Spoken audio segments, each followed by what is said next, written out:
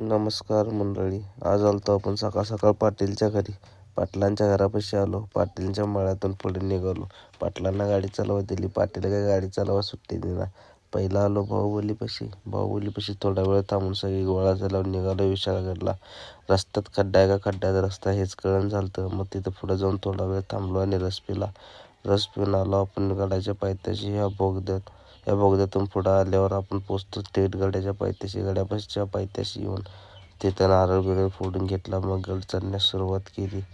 मग इथे थांबून हे सगळेजण दर टायमाला येतात. मीच पहिल्यांदा आलतो त्यामुळे मला गड चढायला खूप दम भरला होता. वर चढून सगळं फिरून घेतलं. मग उतरताना आपल्या मारुतीरायांना खायला घातलं. मग पायथ्याशी आलो, कॉफी पिलो.